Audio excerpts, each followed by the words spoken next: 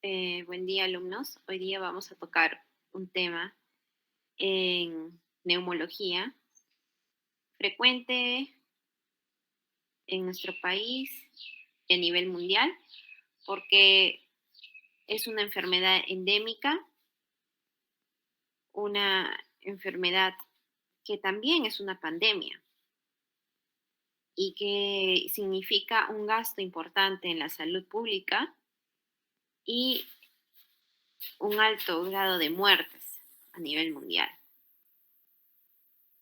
Y lamentablemente, el Perú es una zona de muy alto riesgo para contraer esta enfermedad, ¿no?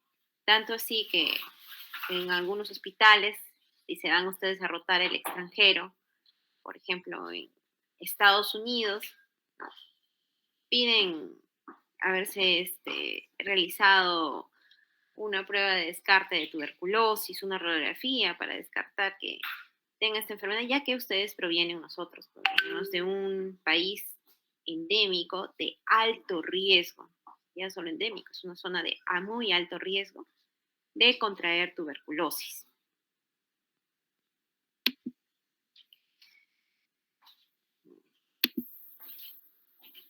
¿Pueden ver las diapositivas? No, doctora. ¿No? No, doctora. Sí, no se visualiza. A ver, qué raro. Vamos a poner.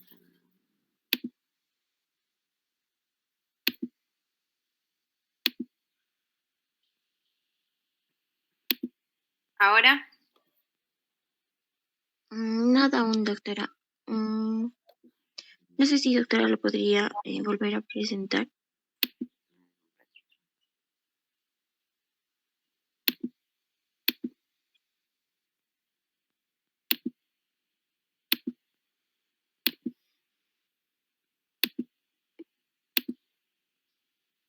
ahora, ¿se puede ver? Sí, ahora sí lo vemos, pero no lo ha compartido pantalla aún, ¿verdad, doctora? Sí, ya Ahora lo. sí. Ya, muy bien, vamos a seguir entonces. El tema, como mencionaba, es tuberculosis. Tenemos varias normas, disposiciones legales en cuanto a que el tratamiento de tuberculosis en el Perú es un tratamiento gratuito para todo peruano. Se atienda por el MINSA, se atienda por Salud. En el Perú, en el periodo de 2011 al 2014 fueron 120 casos por cada 100.000 habitantes. Como vemos, el Perú es una zona de alto riesgo de contraer tuberculosis y ocupaba el quinto lugar en América Latina en su incidencia, notificándose alrededor de 27.000 casos nuevos de enfermedad activa y 17.000 casos nuevos de tuberculosis con frotis positivo, siendo uno de los países con más casos en las Américas. ¿Por qué diferencia? ¿Por qué hay 27.000 casos nuevos y de ellos 17.000, no todos, con frotis positivo? ¿Por qué? Dentro de nuestro Código Internacional de Diagnósticos, tenemos también la opción el diagnóstico de tuberculosis con BK negativo. No todas las tuberculosis nos van a dar una prueba en esputo de baciloscopía directa positiva, por lo cual tenemos que tener en cuenta la clínica del paciente, los contactos que tiene con los pacientes enfermos y los exámenes auxiliares, siendo de mayor importancia los imágenes pulmonares. Cuando se dice que es una zona de muy alto riesgo de transmisión, cuando hay más de 75 a más casos de tuberculosis por año. En una tasa de incidencia de tuberculosis pulmonar, frotis positivo, nuevos, 75 más casos por 100.000 habitantes. Este es un cuadro publicado del Ministerio de Salud, obtenido del Global Report Tuberculosis en 2018, donde estimaron que en el Perú habría 37.000 casos y se esperaba reducirle una meta de 33.000 casos. ¿no? Tratar de reducir esa incidencia. Ese es un cuadro del Ministerio de Salud del 2018, ¿no? Una población total de habitantes de 32.662.184 habitantes.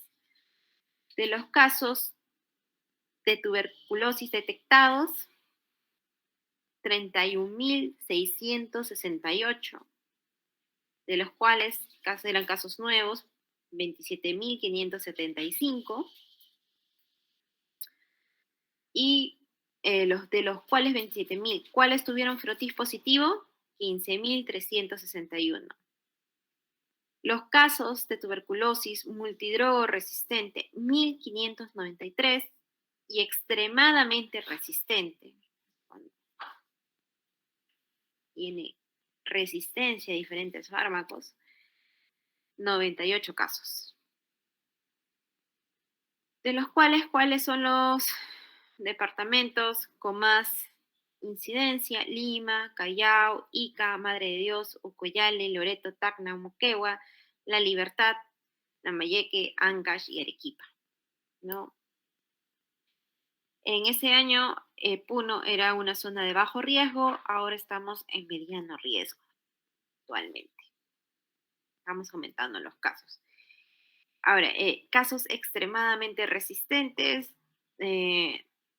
tuve la oportunidad de ver varios porque yo he estado anteriormente en el Hospital Revaliati de Lima y teníamos casos extremadamente resistentes. ¿Cuál es el problema con estos casos?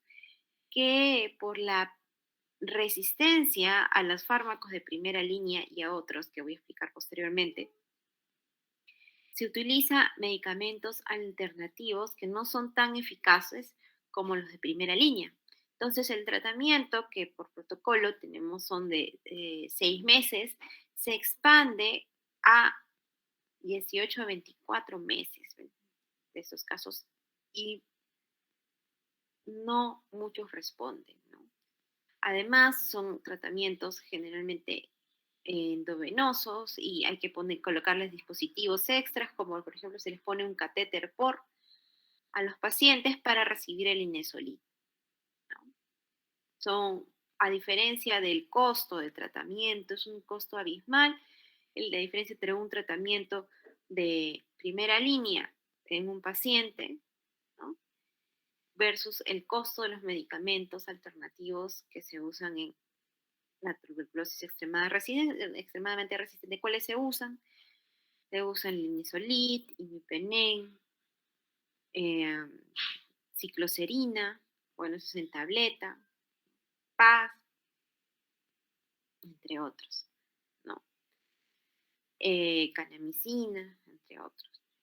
Y son medicamentos que van a tener también uso un periodo prolongado y también estos pacientes van a tener que estar tomándose imágenes de pulmón de una forma más prolongada, sacarse análisis auxiliares para ver los efectos secundarios de los medicamentos, si no está causando insuficiencia renal, alteración en el perfil hepático, ¿no? Y los pacientes se quedan hospitalizados generalmente 6 meses para ver cómo la tolerancia al tratamiento y la adherencia al tratamiento, ¿no? Porque es un tratamiento pesado, en el cual no muchas personas pueden tolerar estar recibiendo inyecciones diarias todo ese tiempo, ¿no? Por lo cual, nosotros como personal de salud debemos tratar de evitar a llegar a una tuberculosis extremadamente resistente. Los factores de riesgo es que tenga coinfección con VIH, factor de riesgo que sea un multidroga resistente, factor de riesgo que abandona el tratamiento. Si el paciente está con la primera línea, era sensible, abandona el tratamiento, esas micobacterias que quedaron porque no tomó el tratamiento completo, van a proliferar y pueden mutar y generar resistencia a los fármacos de primera línea y ya no van a ser efectivos, ¿no? Por eso tanto habrán visto que en los programas de tuberculosis de los hospitales, muy importante el seguimiento del paciente, ¿no? El DOTS, que es la terapia observada de tomar la pastilla, las enfermeras ahí tienen la responsabilidad de corroborar, confirmar que el paciente esté tomando su dosis diaria.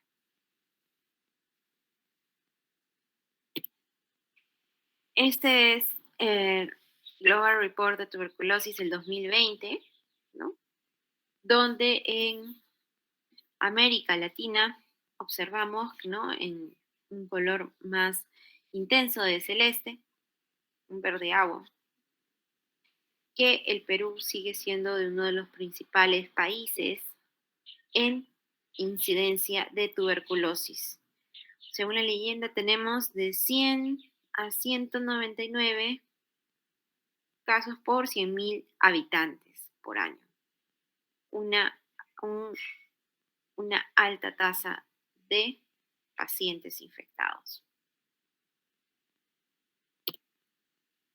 Ahora, otra cosa que es importante que conozcamos que está llamando la atención es para nosotros como país, es que los casos multidrogoresistentes, ¿ya?, están aumentando en el mundo y en las Américas, uno de los países que resalta, de nuevo, es el Perú.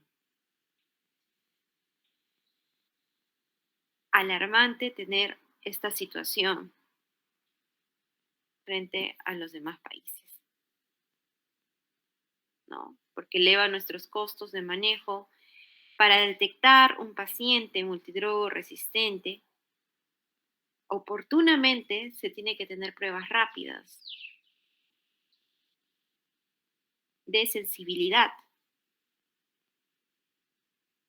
¿Alguien sabe si en Puno hay pruebas rápidas de sensibilidad?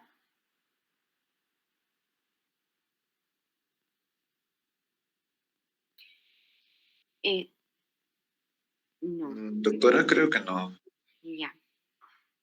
Tenemos el método de el cultivo convencional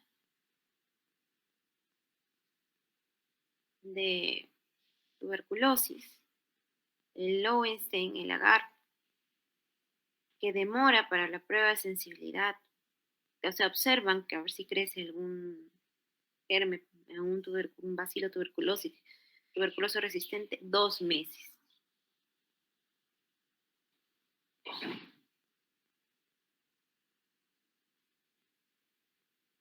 ¿Ya? Bueno, nosotros los del salud mandamos las muestras al MINSA porque no tenemos cultivos.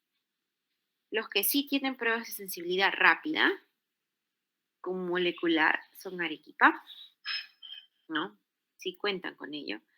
Bueno, pero la estrategia del Ministerio de Salud es que se modernicen los laboratorios, ¿no?, para la detección temprana de tuberculosis. No obstante, nos ha tocado vivir también otra pandemia, que es el COVID.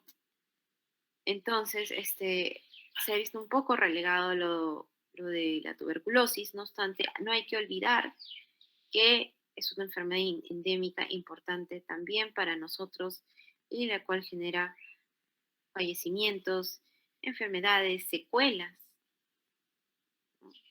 Por ejemplo, un paciente que le ha dado tuberculosis vertebral, destrucción de la columna vertebral. En casos avanzados puede dejarlo secuelado, ¿no?, con la movilidad de los miembros inferiores. Bueno, por eso, alumnos, es muy importante que conozcan esta enfermedad para la detección oportuna y si tienen dudas, si sale positivo y no responde al tratamiento, sospechar que es una tuberculosis multidrogo resistente y solicitar las pruebas de sensibilidad convenientes.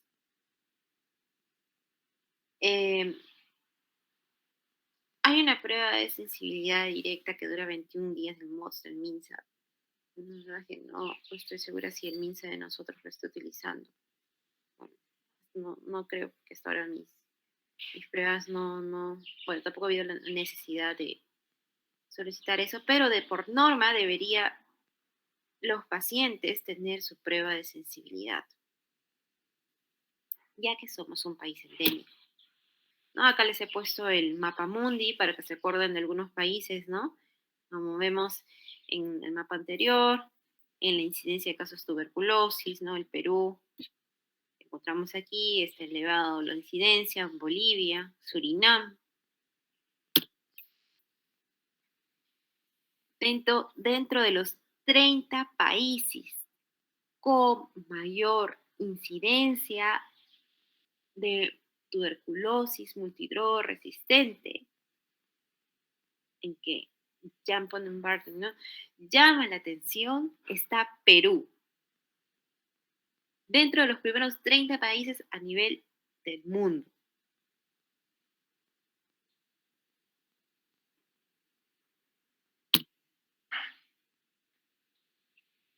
Entonces, en la incidencia de tuberculosis, son conjuntos que tienen intersecciones, ¿no? Porque el tener países con alta incidencia de tuberculosis, vamos a también compartir la mayor incidencia de TB multidroga resistente y también con la concomitante infección de VIH. Bueno, el Perú no está dentro de los 20 países más frecuentes de incidencia de tuberculosis a nivel mundial, no de Latinoamérica. Eso es un diagrama a nivel mundial, ¿no? Pero sí llama la atención que el Perú está entre los países con más casos de tuberculosis multidroga resistente, ¿no?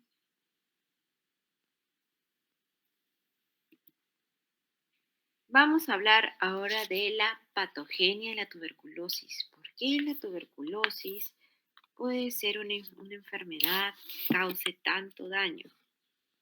¿No? Sabemos que el COVID es una alta contagiosidad, ¿no? ¿Por qué la tuberculosis se convierte en endémica? ¿Cuáles son sus métodos de defensa contra nuestra barrera inmunológica, ¿no? Para poder sobrevivir en nuestro organismo? Entonces, la tuberculosis es una enfermedad granulomatosa crónica. La OMS considera que la tuberculosis es la causa más frecuente de agente infeccioso aislado. ¿Ya? ¿Alguien sabe cuál es la prueba de detección de infección latente de tuberculosis?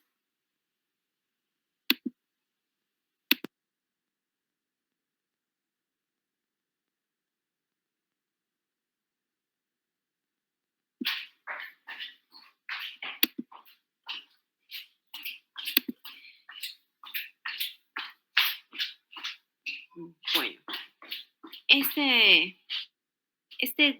el dibujo que les he puesto, de referencia a la patogenia, por si acaso lo pueden revisar en el libro de Robbins de Patología Humana, es la primoinfección. Y esta primoinfección, 3 semanas, la podemos detectar por una prueba que utiliza el Ministerio de Salud, el PPD. La prueba de PPD puede identificar una infección latente. El PPD no me diagnostica tuberculosis como enfermedad activa, sino como infección latente. Ahora vamos a explicar por qué. La OMS considera la tuberculosis la causa principal más frecuente a nivel del mundo de agente infeccioso aislado. Las micobacterias, ¿por qué son tan resistentes? Tienen un complejo de lípidos. Uno de estos es un glucolípido recubierto de manosa, el cual es identificado por un receptor de manosa de nuestro macrófago. Lo identifica, ingresan las micobacterias dentro de los macrófagos alveolares y dentro de eso generalmente lo que se va a generar es un lisosoma y esos lisosomas utilizan, ¿no? Esos lisosomas iban a destruir a las micobacterias, pero lo que pasa acá es que se forman fagolisosomas ineficaces que no destruyen de una forma importante el inóculo de estas micobacterias. Entonces, si son varias y empiezan a reproducirse, no se reproducen rápido, se reproducen lentamente, pero si son varias, va a generar una bacteremia con siempre en múltiples localizaciones dentro de los macrófagos.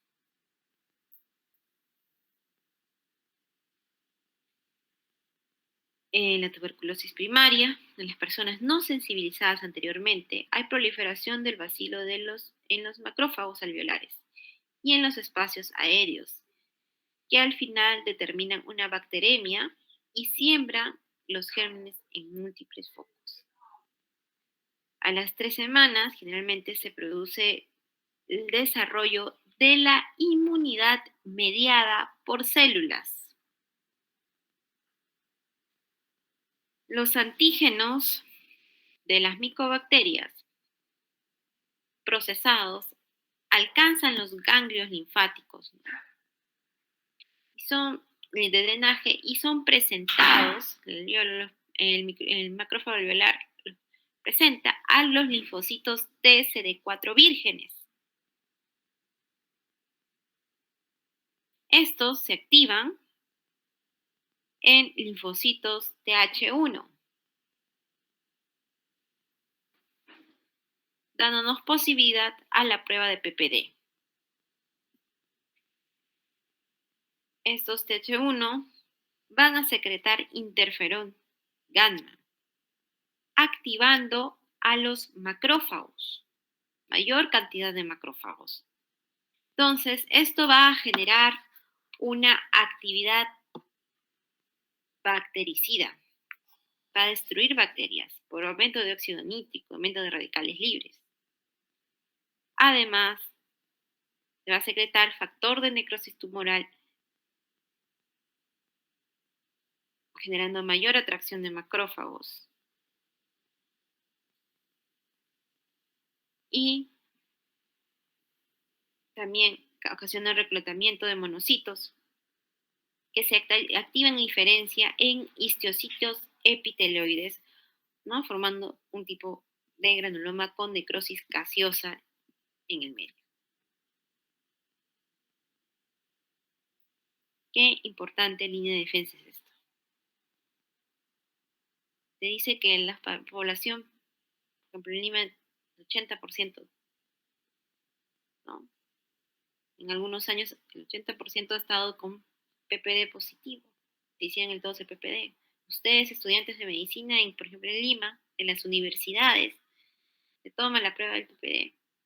Ustedes, bueno, si van para allá, pues ingresan al internado, les piden la prueba del PPD. Cuando van a ingresar a la residencia, se les pide un certificado de sanidad. Bueno, entonces, y de esta población que hace infección latente, va a ser la tuberculosis propiamente dicha como enfermedad. No, la mayoría no hace la enfermedad. Eso es en cuanto a la población inmunocompetente. ¿Cuándo aumenta el riesgo? En personas diabéticas. Por eso, antes de iniciar el tratamiento de tuberculosis, se le pide una serie de análisis al paciente. Dentro de esto, se le pide glucosa para descartar que el paciente sea diabético. Se le pide VIH, que eso también aumenta el riesgo de ser tuberculosis y además de ser una tuberculosis resistente y además de ser una tuberculosis de difícil manejo, ¿no? Y por eso hay que tomar en cuenta ese tipo de pacientes. Por ejemplo, el INEM, si alguno tiene la oportunidad de rotar, el Instituto Nacional de Enfermedades Neoplásicas, también tuve la oportunidad de rotar. Y ellos tienen su prueba, no solo PPD, han solicitado porque los pacientes con cáncer tiene mayor riesgo de hacer tuberculosis. ¿Por qué? Porque como el común peruano probablemente tengan una infección latente y se activa la enfermedad por en sí de la enfermedad del cáncer o por el tratamiento de la quimioterapia, la radioterapia, que baja el sistema inmunológico. Entonces ellos han conseguido la prueba de Ligra, ¿no?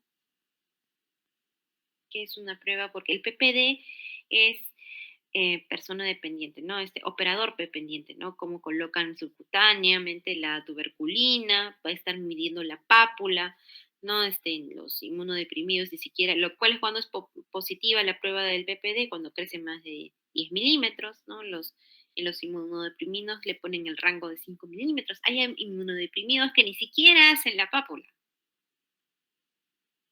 que diagnostica que es infección latente en la PPD.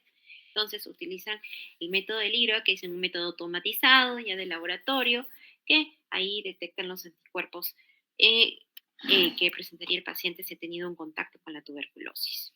Este método lo ha conseguido el INE. Cuando los gérmenes inhalados son escasos y se encuentran en los macrófagos, podrían ser destruidos antes de que produzcan alguna lesión, cuando son pocos, ¿no? Cuando el micobacterium tuberculoso llega al pulmón por la corriente aérea, generalmente llega a las regiones subpleurales, las regiones periféricas del pulmón. La infección se va a dar en los tercios medios e inferiores, porque hay mayor ventilación. Va a producir una inflamación inespecífica por hiperemia, edema, infiltración de polimorfos nucleares. Al inicio, a las 48 horas, hay una respuesta monocitaria. Los macrófagos alveolares fagocitan al ovocito y lo transportan a los ganglios iliares linfáticos. Se multiplican dentro de los macrófagos, que podrían destruirlos. El macrófago se podría destruir. Los que son transportados a los ganglios se vacían a la sangre venosa y se pueden desenfinar, produciendo siembras, la prima infección. La gran mayoría queda encapsulado en un estado latente, lo que llamamos una infección latente. La posibilidad de que la enfermedad prospere depende de la tensión de oxígeno, por eso las zonas más vulnerables son las partes altas y posteriores de los pulmones, los ápices, es donde se va a desarrollar generalmente la enfermedad. Entonces ingresa por la vía aérea, va a los macrófagos alveolares, a los ganglios, al torrente sanguíneo y se disemina, ¿no? Por eso la tuberculosis puede ir a cualquier parte de nuestro organismo. ¿Cuándo sospechar tuberculosis pulmonar, que es la más frecuente de todas? Tos con expectoración con más de 15 días de duración, pérdida de apetito, pérdida de peso, fiebre, dolor en pecho, sudoración en la noche y son los síntomas característicos. Por ejemplo, a los hospitales se les pide tener un mínimo de número de sintomáticos respiratorios. Es una meta. ¿A quién llamamos sintomático respiratorio? Tos con expectoración de más de 15 días de duración. Modos de infección: toser, estornudar, hablar, cantar. Contacto cercano con un paciente sin tratamiento.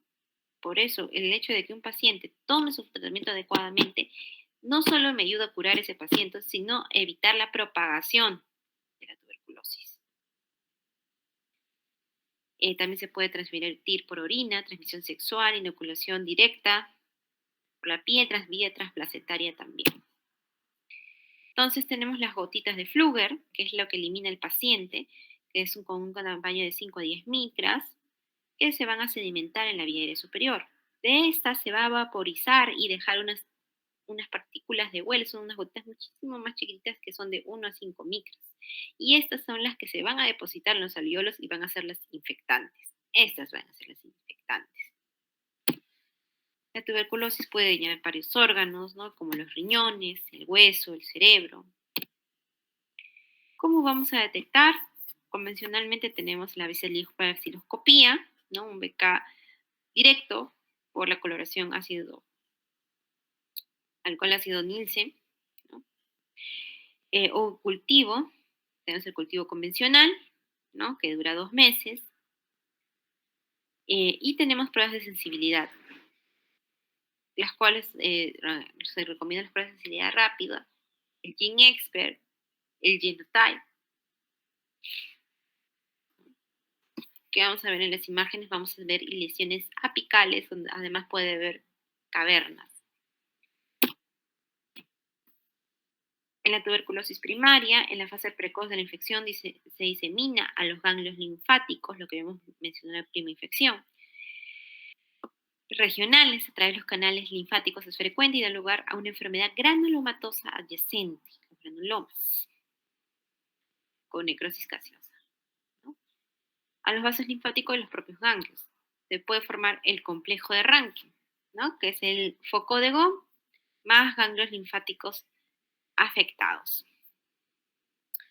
Primero es una inflamación granulomatosa con su necrosis gaseosa, posteriormente se fibrosa y se calcifica. ¿Cuáles van a ser las ubicaciones más frecuentes de la tuberculosis en los pulmones y sus características? Como habíamos mencionado, los ápices y lóbulos posteriores son los más frecuentes en un 85%, consolidación focal 50-70%, cavidades de 20 a 45%, opacidades nodulares focales de 20-25%, nódulos centrolobulillares, que se vería en una tomografía de alta resolución de un 80 o 95%, diseminación endobronquial, se ve en una radiografía un 10 a 20%, pero la verdad es que no, como mencioné, no es una gran ayuda en radiografía de tórax. En cambio, una tomografía de alta resolución se ve en un 35 a 95%. Gracias a la tomografía, por ejemplo, pude identificar un paciente que un año ha estado mal, enfermo, nadie le detectaba la tuberculosis endobronquial porque era BK negativos. Le tomo la tomografía y tiene unas imágenes características. Gracias a eso pude sospechar la tuberculosis a pesar del BK negativo, ¿no? Y esa paciente que tenía disnea de saturación importante de hace más de un año y que ya llegó con la saturación al hospital de un 60%, pudo tener el tratamiento antes de algún lamentable suceso. Consolidaciones del espacio aéreo, ven que son consolidaciones irregulares, con bórdenes mal definidos, ¿no? Que a la anatomía patológica de este paciente se vio focos de distribución lobulillar.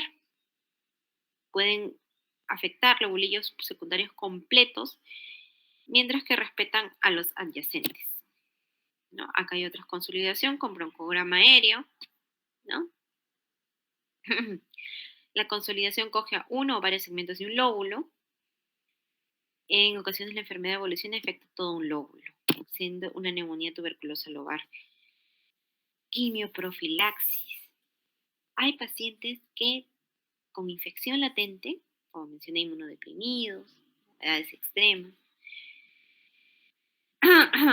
tienen riesgo de desarrollar la enfermedad. Entonces a ellos, antes de que desarrollen la enfermedad, se les da quimioprofilaxis, que principalmente consiste en isoniazida por 6 meses. Esto se da a los contactos cercanos o intradomiciliarios en personas a factores de riesgo, los cuales no deben tener enfermedad activa y tener un BK de esputo negativo. Niños que se recomiendan niños menores de 5 años, personas de tercera edad avanzada, enfermos renales crónicos, pacientes con diabetes importante, descompensada, que reciban algún tratamiento inmunosupresor, como por ejemplo para el cáncer. Entonces tenemos la prueba de tuberculina, la pápula y la nueva técnica, la interferón gamma release assay. En caso de tuberculosis extrapulmonares, los principales sitios de implementación pues, es por la diseminación y donde hay más cantidad de oxígeno, como la corteza renal, cerebral, extremidades de crecimiento huesos largos, vértebras adrenales, la pleura por frecuencia y contigüidad, y linfático por la vía de diseminación. Entonces, en la vía linfohematógena, tenemos la diseminación ganglionar, renal, adrenal, ósea, meningoencefálica, genital. Hematógena por ruptura directa de un vaso sanguíneo, diseminación aguda, puede causar una diseminación biliar. Por continuidad, pleura, pulmón, pericárdica, los ganglios mediastinales, peritoneales, los ganglios mesentéricos. el abdomen, intracanicular, vía respiratoria alta, faringe, laringe, tracto urinario inferior, genital, masculino. Entonces, ¿cómo sospecharlo de la tuberculosis? Con evidencia clínica, antecedentes epidemiológicos muy importantes, ¿no? Evidencia de imágenes microbiológicas, podemos hacer cultivo, evidencia histopatológica, como hemos mencionado, la lesión del granuloma, y puede estar también identificarse en diferentes líquidos, ¿no? Donde también utilizamos el ADA para la detección. Líquido cefalorraquídeo, orina, heces fecales, líquido cítico, pleural, pericárdico, piel, evidencia histológica de la piel, ganglios, etc. La miliar, como hemos mencionado, tiene diseminación hematógena, es una enfermedad, diseminación importante. Acá un cuadro clínico importante, paciente, porque tiene, cuando es una TBC miliar, no solamente agarra pulmón, agarra vaso, hígado, médula ósea, riñón, tiroides, ¿no? En la generalización de la primaria, cuando se disemina, es rara que cause la TBC miliar.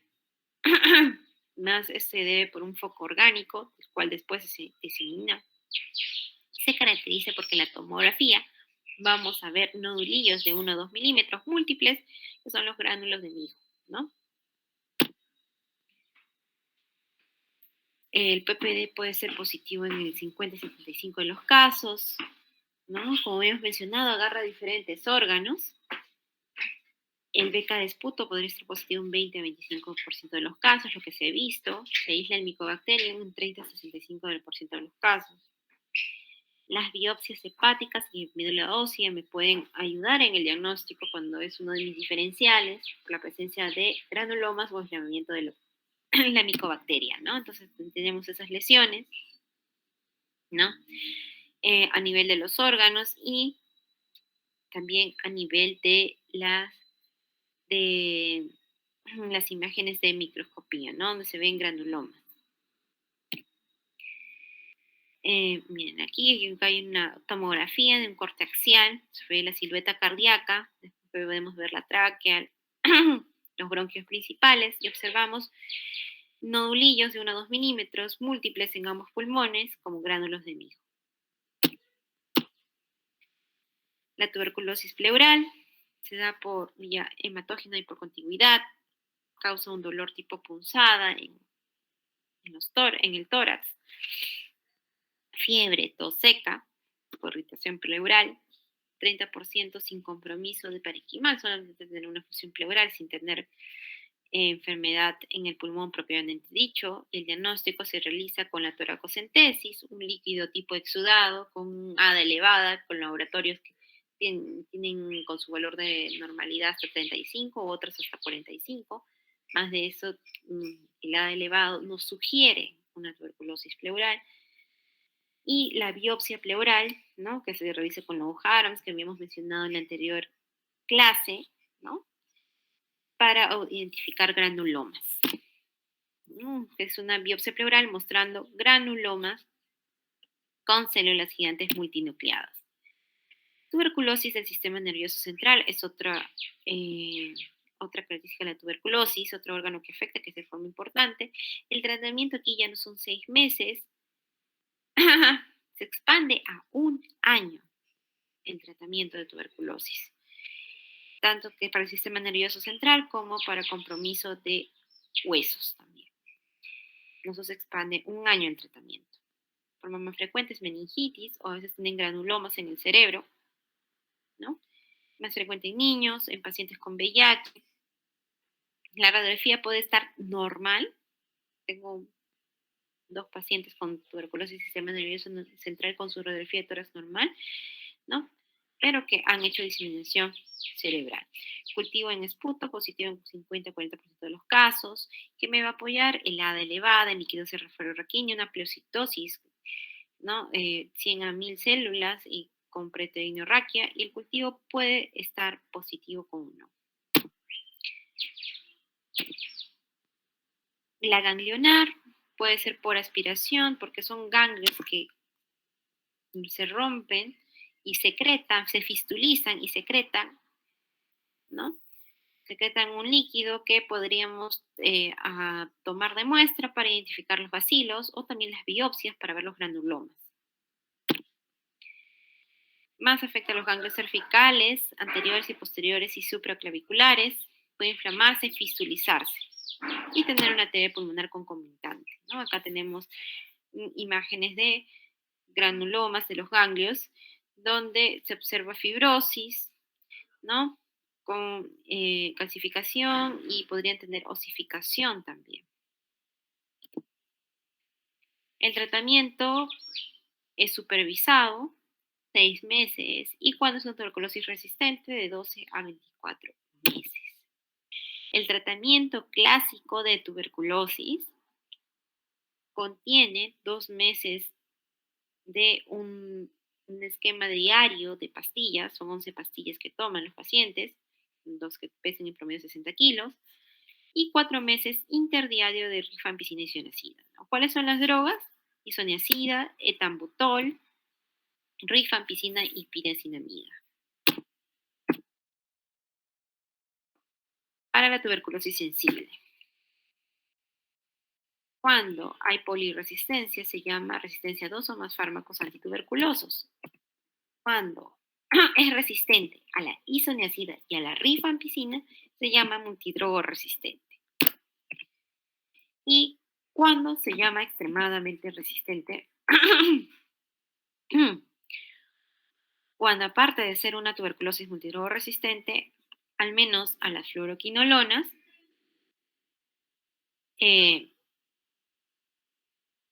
al menos a la isoniazida rifampicina, también es resistente a las fluoroquinolonas y al menos algún inyectable de segunda línea.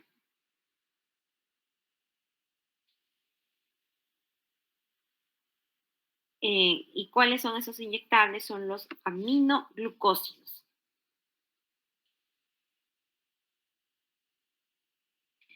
Kanamicina, amikacina y capreomicina. Muy bien, eso ha sido la